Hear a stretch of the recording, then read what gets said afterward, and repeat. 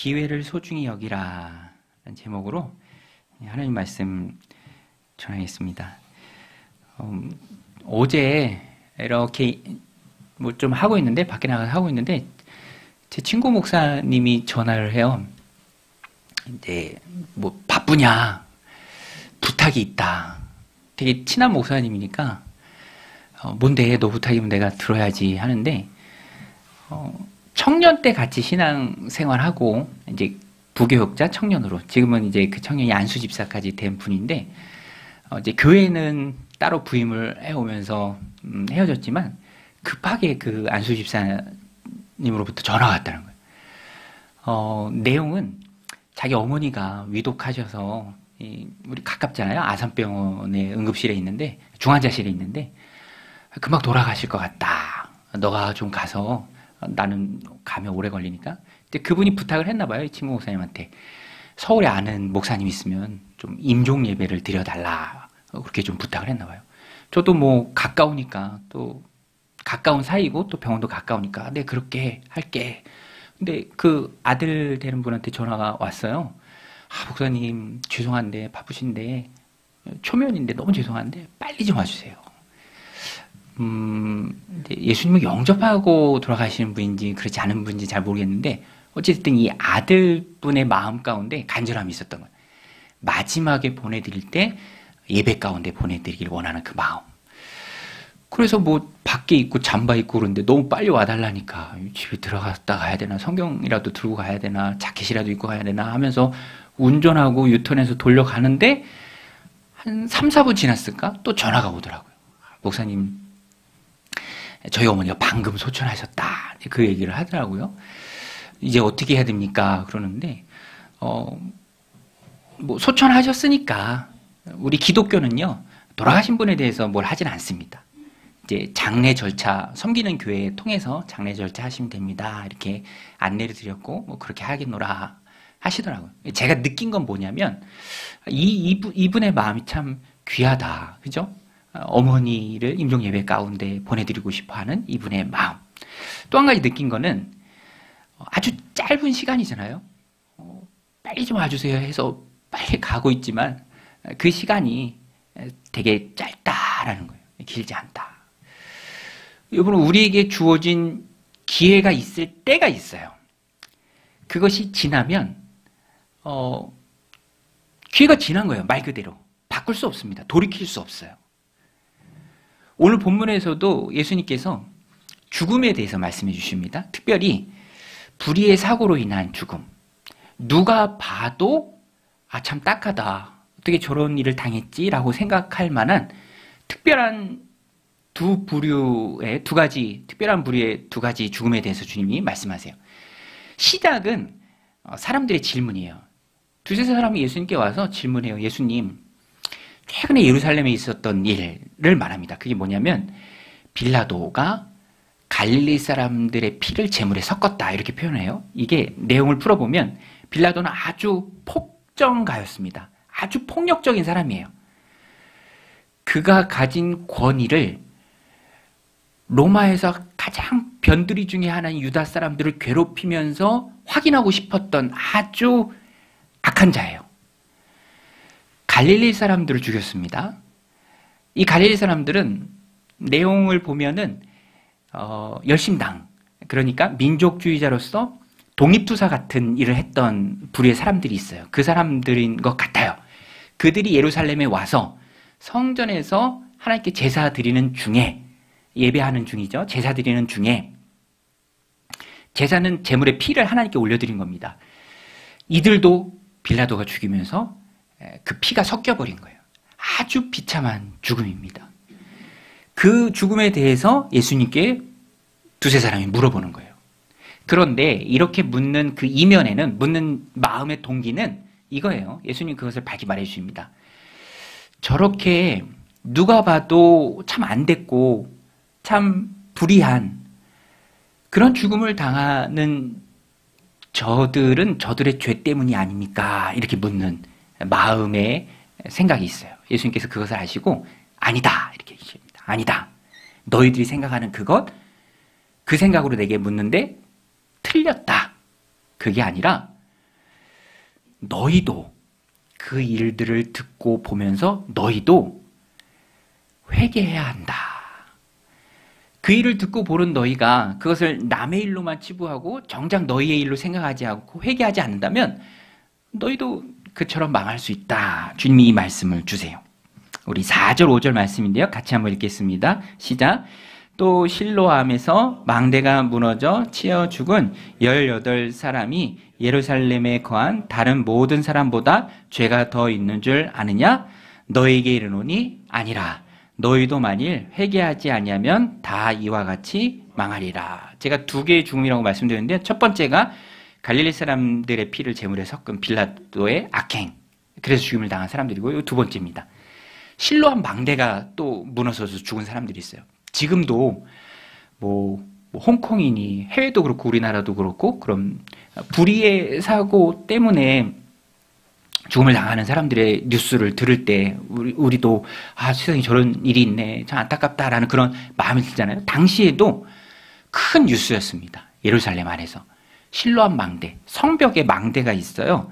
이렇게 좀 이미지로 이해하기 쉽게 이미지 보여드리면 관측하는 그런 망대가 아마 증축하거나 개보수 중이었던 것 같습니다. 그런데 이게 무너지면서 다 돌이니까 안에서 작업하는 사람들 또 밖에 있던 사람들 한꺼번에 큰 인명피해가 났습니다. 18명이나 죽었어요. 예고되지 않은 사고잖아요. 얼마나 안타깝습니까? 이 중에는 정말 우리가 흔히 말하는 생떼 같은 사람들이 있을 수도 있고 당연히 사람들이 의문을 가졌어요. 저들은 왜 저런 죽음을 당해야 하는가? 은연중에 생각하는 것이 질문했던 사람들의 마음이죠. 저들의 죄 때문이 아닌가? 죄가 많아서 그런 거 아닌가? 죄에 대한 결과 아닌가? 예수님이 분명히 말씀하십니다. 아니다. 너희가 이런 일들을 보면서 그렇게 생각하지 마라. 여러분 욥기에 잘 나오잖아요. 욥의 친구들이 잘못 생각한 게 있어요. 욥 회개해라. 너 죄 숨겨두지 않았냐? 의롭다고는 말하지만 네가 이런 일 당한 거 보니까 너 숨겨둔 죄가 있는 게 분명해. 그거 회개해라는 사람들이 가지고 있는 그런 인과응보의 사상이 쪄들어서 사실 여기에는 하나님의 깊고 오묘하신 뜻이 있습니다. 그거는 알지 못해요. 그러면서 이제 욥을 정죄하고 판단하는 거죠. 똑같이 사람들이 그 실수에 빠지기가 쉬워요. 저 사람이 죄가 많아서 저런 일들을 당한다. 예수님 분명히 말씀하십니다. 아니다. 여러분 죽음은 누구에게 나옵니다. 그렇죠 여러분? 히브리서 9장 27절 말씀이잖아요. 한 번 죽는 것은 사람에게 정하신 것이다. 비참한 정말 안타까운 그런 일들을 통해서 죽음을 당하더라도 혹은 어떤 기회에 거기서 건짐을 당하더라도 그 자체가 그 사람의 의를 평가하는 기준이 되어서는 안 됩니다.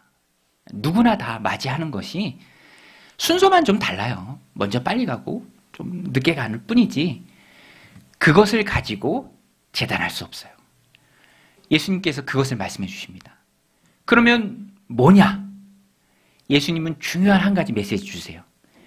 이 일을 통해서 이 일 당한 사람들을 통해서 너희가 그들을 판단하고 재단하지 말고 너희를 돌아보는 계기로 삼으라 라고 주님께서 말씀하십니다. 우리 2절 3절 말씀인데요. 이 말씀도 같이 한번 읽겠습니다. 시작.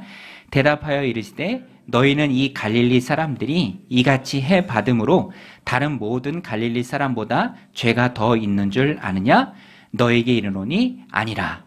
너희도 만일 회개하지 아니하면 다 이와 같이 망하리라.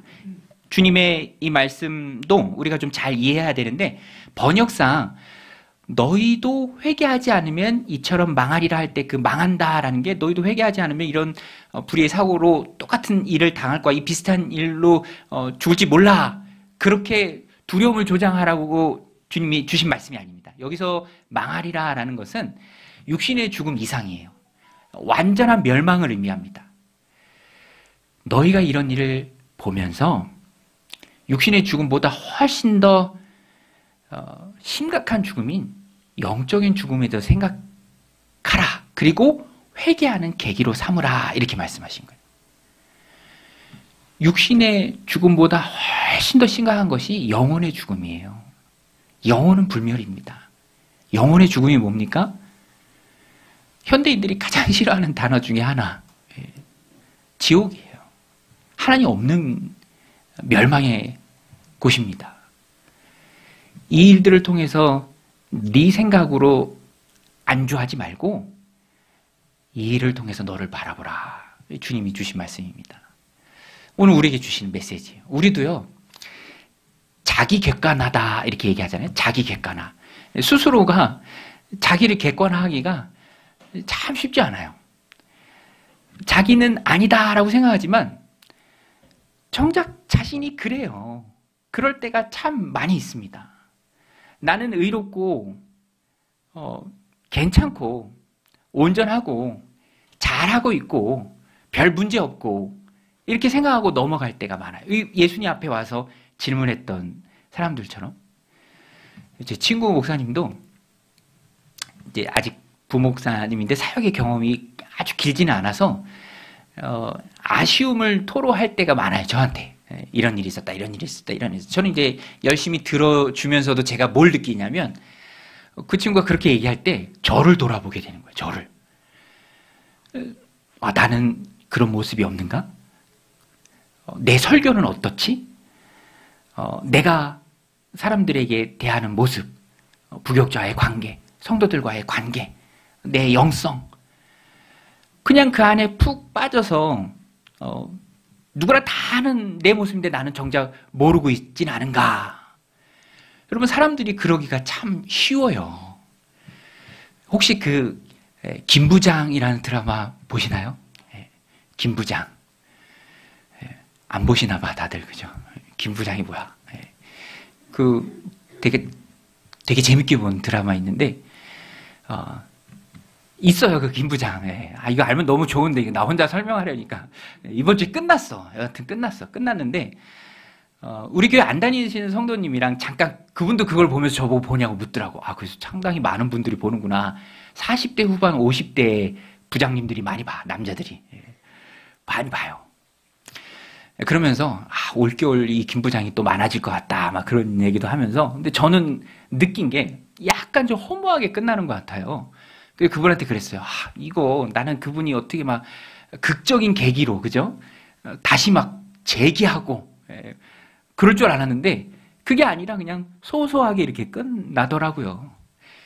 제가 내 생각하고는 다르게 끝납니다 하니까 그분이 그렇게 얘기하더라고요. 그게 목사님과 내가 생각하는 그런 시대, 그 시대 사람, 40대 중후반, 50대 초반, 그 사람들의 생각이다. 그러니까 제가 번뜩 정신이 들더라고요. 내가 그 안에 좀 갇혀 있을 수 있겠다. 젊은 사람들이 어떻게 생각하는지, 불신자들이 어떻게 생각하는지, 그들에게 무엇이 장벽이 되는지, 또 우리 성도님들은 어떻게 생각하는지 모를 수 있어요. 예수님께서 그것을 깨주시는 과정이에요. 하나님께 제사드리다 죽임당한 그 사람들, 숨겨둔 죄가 있지 않을까?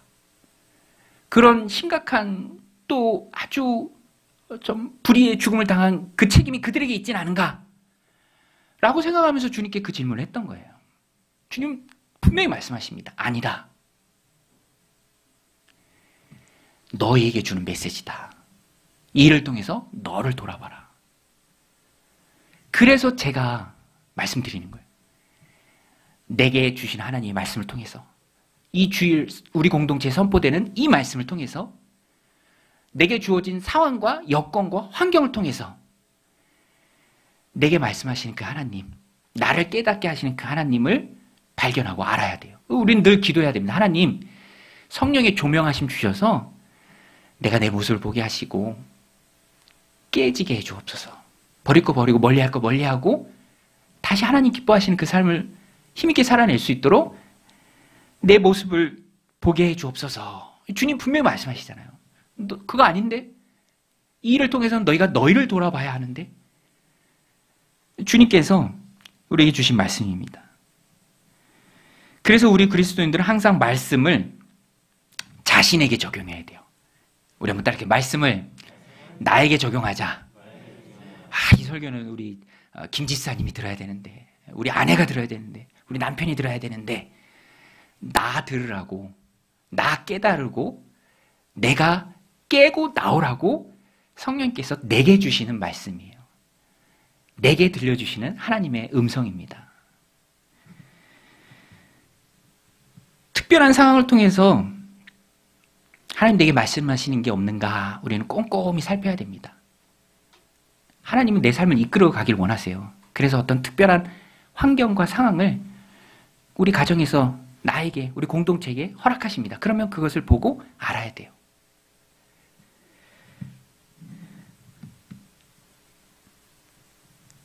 그래서 오늘 이 말씀은요,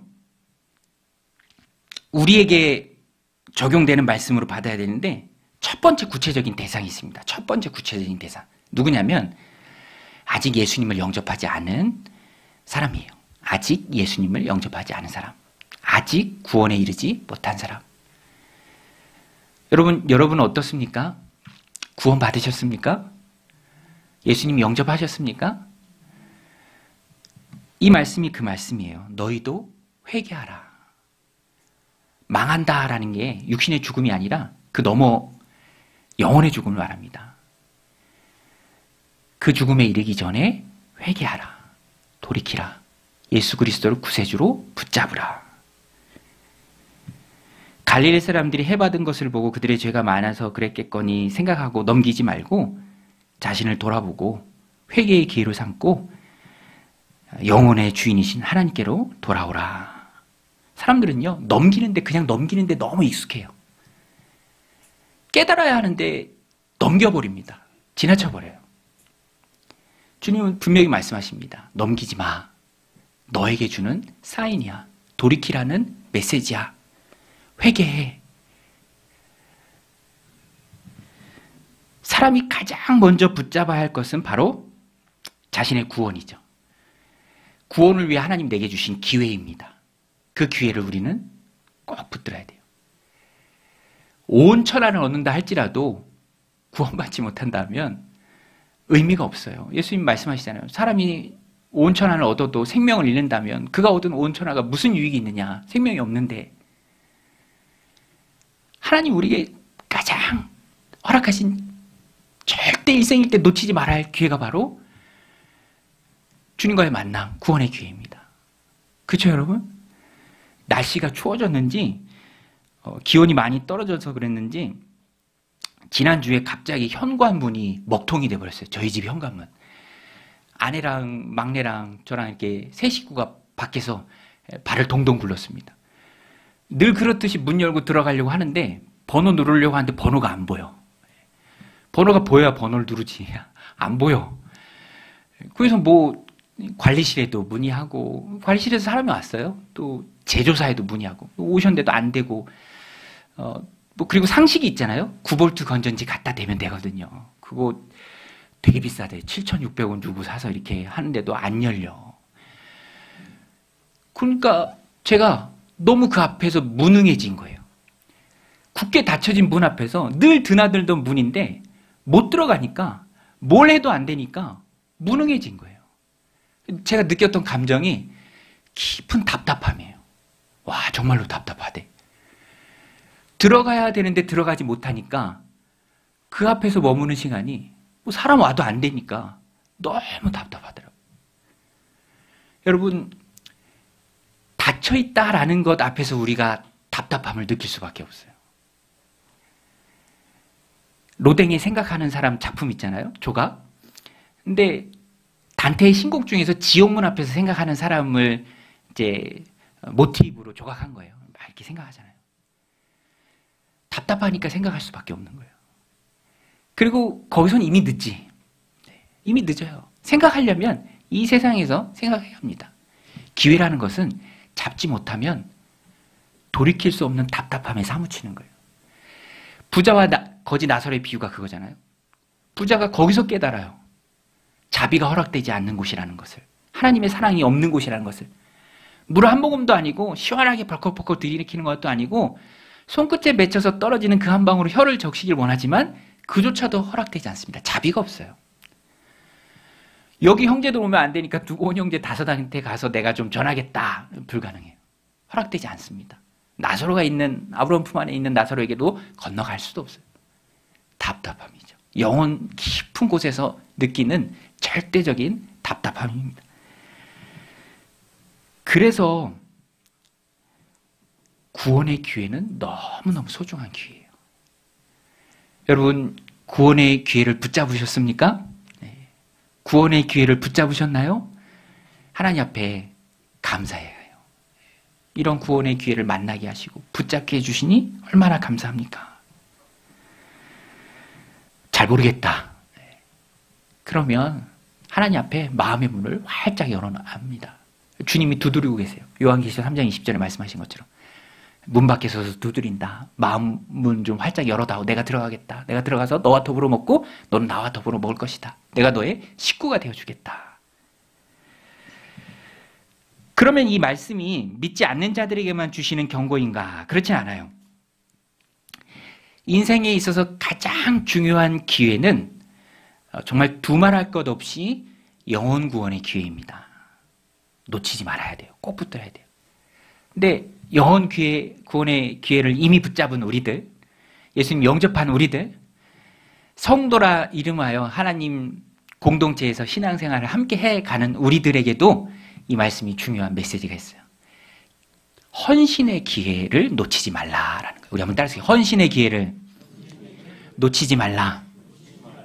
여러분, 칭의, 성화, 영화, 구원의 서정 대표적인 것 3개입니다.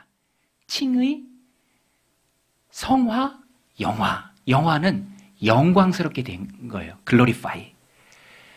하나님 나라에 갈 때 우리가 영화스럽게 변형됩니다. 칭의는 예수님이 의롭게 만들어주신 거예요. 하나님 앞에 예수님 때문에 우리가 의롭진 않지만 의롭게 보입니다. 예수님처럼 보여요. 예수님 때문에. 그 다음에 중간에 성화가 있어요. 예수님 닮아가는 삶. 예수님 닮아가는 삶. 그것이 헌신과 꼭 묶여 있습니다. 내가 헌신할 때, 주를 위해 일할 때, 주님 맡겨주신 일을 충성스럽게 감당할 때, 그때 나도 예수님 닮아가는 거예요. 부대끼면서. 힘들어 하기도 하면서. 어려움 속에 엎드려 기도하면서. 그래서 하나님은 우리를 성화시키기 위해서 항상 이끌어 가세요. 여러 가지 다양한 환경과 여건들을 허락하십니다. 공동체로 불러주세요. 그러면 빨리 눈치채야죠. 아, 하나님이 내가 이 일을 통해서, 이번 이 계기를 통해서 엎드려 기도하면서 공동체 안에서 함께 생활하면서 나누면서 서로 위해주고 품어주면서 성장하기를 원하시는구나. 헌신하기를 원하시는구나. 헌신의 기회, 예수님 닮아갈 수 있는 기회입니다. 그래서 우리는 그 기회를 소중히 여겨야 돼요. 놓치지 말아야 합니다. 열심히 주님 앞에 맡겨주신 사명 해야 합니다. 그래서 오늘 본문에 이 포도원 지기의 비유가 나오는 거예요. 우리가 주목해야 될 포도원 지기입니다. 이 비유에서 주목해야 될 사람, 포도원 지기. 주인이요, 3년이나 열매 맺지 못하는 나무를 뽑아버리라고 합니다. 야, 이 나무 열매 맺지 못한다. 뽑아버리라. 계속 있으면 땅만 버리는 거잖아요. 그런데 주인에게 포도원 지기가 이렇게 얘기합니다. 개입을 하는 거죠. 1년만 더 이 나무에게 기회를 주십시오. 내가 두루 파고 거름을 주겠습니다. 예전에 농사 지을 때 나무, 과실나무 열패 구멍을 파고 두루 파기도 하고 거름을 줘요. 그러면 그것이 자연분이 돼서 열매 맺는 데 도움이 되죠. 포도원 지기가 이렇게 얘기하는 거예요. 포도나무는 1년의 기회를 더 얻었죠. 포도원 지기 때문에. 우리 8절, 9절 말씀인데요. 같이 한번 읽겠습니다. 시작. 대답하여 이르되 주인이여 금년에도 그대로 두소서. 내가 두루 파고 거름을 주리니 이후에 만일 열매가 열면 좋거니와 그렇지 않으면 찍어 버리소서 하였다 하시니라. 이 포도원 지기의 말입니다. 기회죠. 나무로서는 기회입니다. 열매 맺을 기회. 뽑히지 않을 기회. 1년을 더 얻었습니다. 누구 때문에? 포도원 지기 때문에. 저는 이 말씀을 보면서 우리 믿는 자들에게 주는 메시지 적용 여기 있어요. 우리도 포도원지기가 되자. 포도원지기가 되자. 임박한 심판 앞에, 촛불 앞에, 바람 앞에 선 촛불처럼 언제 꺼질지 모르는 우리가 담당한 포도원이 있잖아요. 목장이 있습니다. 내가 품고 기도하는 VIP가 있어요. 사랑하는 우리 가족들이 있습니다. 포도원지기가 돼서 그가 열매 맺도록 두루 파서 거름도 주고 도움을 주는 것. 영적인 스텝이죠. 어쩌면 하나님께서 우리를 그 일을 통해서 자라가도록 우리에게 믿지 않는 VIP를 남겨두신지 모릅니다. 우리가 그 영혼을 위해서 그 영혼이 주님께로 나오도록 열매 맺도록 구원의 열매를 맺도록 자라가도록 돕는 포도원지기 역할, 우리의 역할입니다. 두루 파서 거름을 주는 것. 우리는 신실한 충성스러운 열심을 다하는 성실한 포도원지기가 되어야 합니다. 목장지기, 지킴이가 되어야죠. 우리는 붙들고 있는 사람이에요. 물론 구원을 주시는 분은 하나님이십니다. 여러분, 구원을 주시는 분은 하나님이신 줄로 믿습니다. 구원의 주권은 하나님께 있어요. 하나님이 부르신 거예요. 근데 우리가 해야 할 일도 분명히 있어요. 초청장 주어야 하고요. 잘 섬겨 주어야 합니다. 붙들어 주어야 하고요. 문자와 연락을 통해서 그 영혼이 자라갈 수 있도록 도와줘야 합니다. 우리는 신실한 포도원지기예요. 노력할 게 있다니까요. 하나님이 하시겠지 하고 멍하니 있으면 안 됩니다. 성경은 둘 다 얘기해요. 주권은 하나님께 있지만 우리의 노력이 그 하나님 주권 안에 쓰임을 받아요. 자라게 하시는 분 하나님이시지만 물도 주고 씨도 뿌려야 합니다. 우리의 포도원이 있어요. 그 안에 나무들이 있습니다. 열매를 맺어야 하는데 열매 맺지 못하는 나무들이 있습니다. 야, 이거 죽은 거 아닌가 싶을 정도로 도무지 반응이 없는 그런 나무들이 있을 수도 있습니다. 그래도 포기하지 말고 두루 파고 거름을 주어야 돼요. 자랄 수 있도록, 열매 맺을 수 있도록 그렇게 붙잡아 주어야 할 사람들이 바로 구원받은 우리예요. 헌신의 기회를 붙잡으십시오. 제가 아까 닫혀진 현관문 얘기했는데 제가 그래서 집에 들어갔을까요? 못 들어갔을까요? 제가 집에 들어갔을까요? 못 들어갔을까요? 네. 들어갔으니까 여기 있잖아, 그죠? 네. 들어갔어요. 근데 아무리 해도 안 되는 거예요. 제조사 연락했더니 그거 회로가 아예 나갔으면 교환해야 된대. 근데 교환하러 오는데도 한두 시간 걸린대요. 근데 관리사무소에서 온 분이 야매로 좀 알고 있는 분이 한 20분이면 온대. 근데 그건 약간 야매니까 그거 어떻게 해야 될지 모르잖아요. 정식 루트가 아니니까. 그건 좀 꺼려지고. 그리고 또 이거 회로가 나왔으면 전체를 교체해야 돼요. 저희 집주인이 그거 되게 예민하거든요. 제가 한번 2번 통화했는데 되게 예민해. 저희 집주인 아시는 분 안 계시죠, 여기? 네. 그래서 그냥 피하고 싶어. 차라리 내가 하면 했지. 근데 문제는 한두 시간 기다려야 되니까. 목적이 있어서 못 들어가고 기다리는 건 괜찮은데 그냥 그 앞에 있으면 너무 힘들더라고요. 제가 교회에 있는 사다리를 가져다가 저희 집 2층이거든요. 사다리 타고 올라갔어요. 사다리 타고 올라가서 아내가 마침 안방 베란다 문을 다 안 잠갔더라고. 밖에만 잠그고 자물쇠가 있는 안쪽 문을 안 잠가놨어요. 제가요, 사다리 펴서 길게 해놓고 거기 올라가서 베란다 넘어서 문 열고 안방에 딱 들어가는 순간 마음이 너무 좋은 거예요. 당연한 줄 알았는데 당연한 게 아니었던 거예요. 그리고 그 안방이 밝고 따뜻하고 너무 포근하고 좋아. 여러분, 집이 있다는 게 그런 거예요. 이 추운데 집이 없어 봐. 얼마나 힘들어요? 그러면서 뭘 느꼈냐면 이 땅에서의 집도 이렇게 평안하고 좋은데 우리가 이 땅에서의 집을 떠날 때 하나님 나라에 우리의 집이 있다. 여러분, 하나님 나라에 우리의 집이 있는 줄로 믿습니다. 제 얘기가 아니에요. 주님께서 요한복음 14장에서 약속해 주셨습니다. 주님이 승천하신 이유도 집을 마련하기 위함이에요. 우리 요한복음 14장 2절 같이 읽겠습니다. 시작.